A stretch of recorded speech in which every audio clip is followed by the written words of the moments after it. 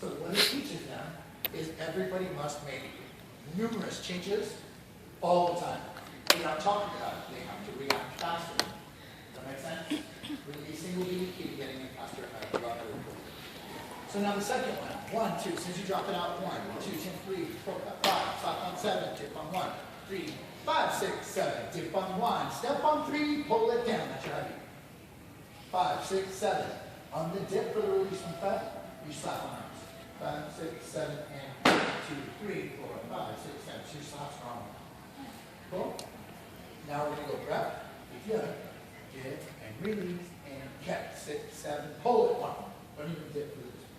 Just pull it right down this way.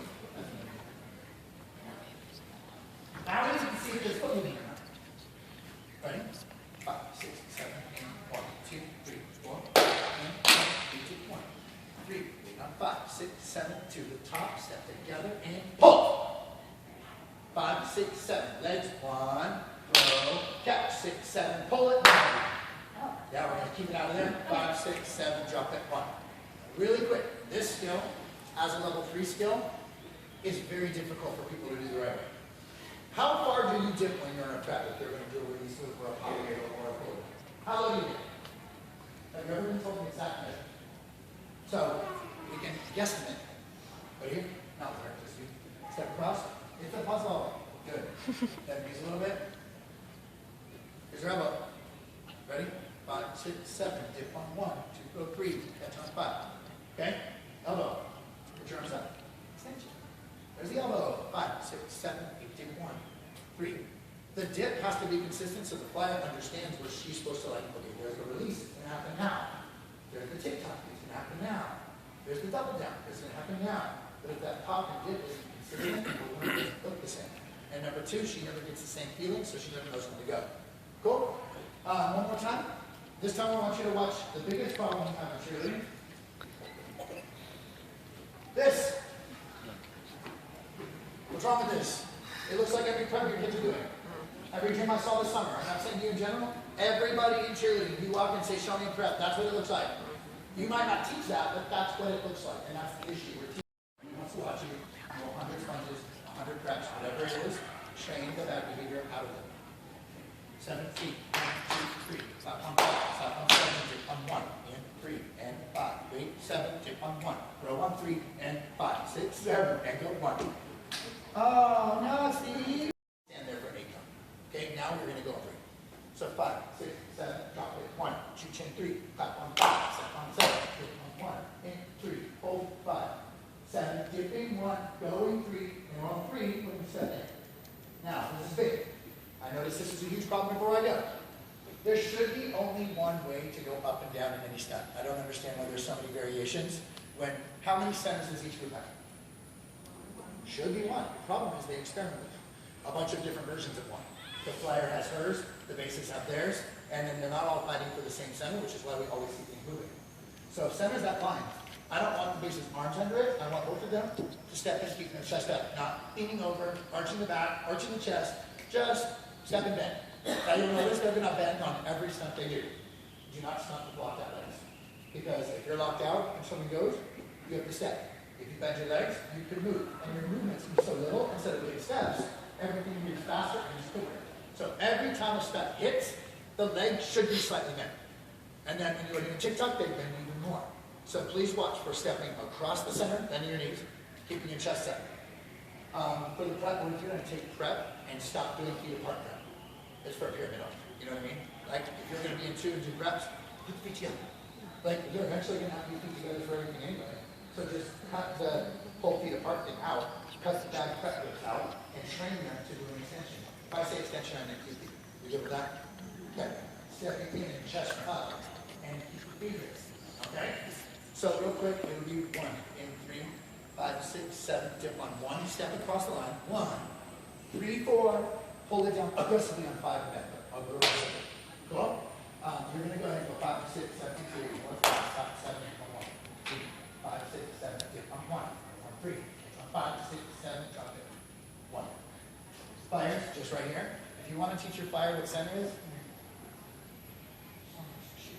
turn sideways.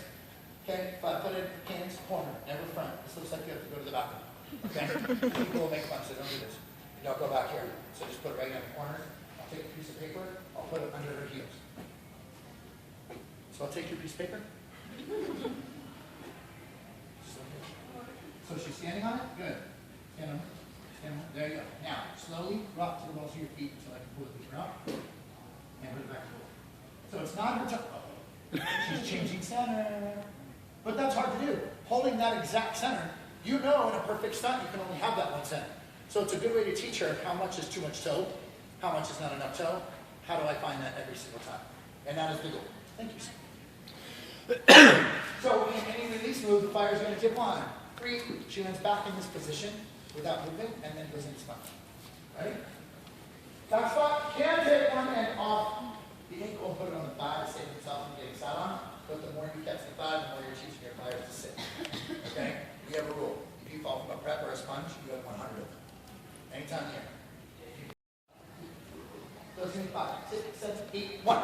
And everybody drops at the same time. Last time you can hold on to the waist, pull you down, down waist. 5, 6, 7, 8, 1. That's why you hold waist. So that's how it's going to pull the ankles down and grab the waist. This way, it doesn't really save counts, but it speeds their reaction time up, and they can't go 1. It's got to be 5, 6, 7, 8, 1. And they can go a little stop. And 5, 5, 6, 7, 8, 1. Yeah, but you know. Go ahead and go chin up. 3, 4. Good job. We're going to step back with your inside foot. Slice it right up. Don't come around. Slice straight up. Take the thumb, put it on your lip. Thumbnails on the lower lip. You know that every single person looks exactly the same. Okay? Slice straight up through. This is 5. Now we're going to go ahead and stop on 7. Once we get to 7, I want you to notice there's a line in the ground. When you do your practices, I know a lot of times you put people at the windows, right? Okay, the windows, they don't tell you how far away from the fire you are. And that biggest problem is we're always too far apart. Every time your kids go to sponge, what direction do they really step? Hooked. Does everybody agree? Every single time, it's back. Every single time. Everybody I've ever been to all summer. Come down. Okay, back. And now you get this. Now we're not, if you need to go back up, we're just causing more problems for us. So I want you to try to set on the line as you practice. Not like choreography. When you're training something, that line is center. I usually say, put your toes to the line. Toes to the line. Don't step on the line. Flyers at the line. Faces have just at the line. Okay? Now, when we're doing a sponge, instead of bending your legs and setting, all of them look different. So let's make it the same. Instead, 7, 8, 1, 2, 3. All you do is pull your hands up into this position. Do not move. So if you pull your hand into your gut and lift that 90-degree angle, if their knuckles aren't touching, right? They don't want to do this. We're not strong enough. We want to here. Try them down. If they're not close enough, have them step forward until their knuckles are close enough. Now you know that's the proper spacing for any stunt in the world. So now that we're here, that's great. Everybody's happy. So we did 7, 8, 1, boom, 3, clap on 5, 7 on 7, on 1, and only on 1, not before 1, not 5, 6, 7, 8, and 1. That is extra choreography that's not supposed to be there. If they want to go up on 8, tell them to use their eyebrow. 5, 6, 7, 8, 1. We need help to perform. Let's see. This side, ready?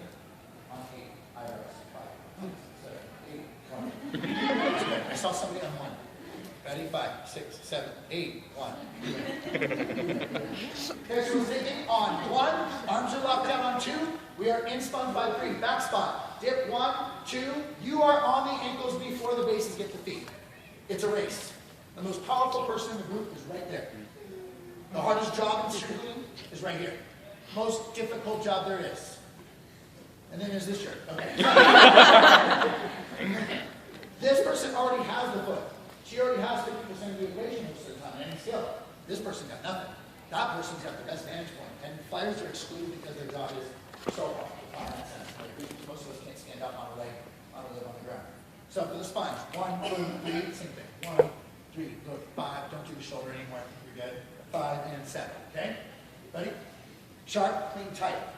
And don't videotape the first one of anything this week. Just for your own good. 7, 8, 1, 2, 3, and 5, 7, 7, hit 1, 1, hit 4.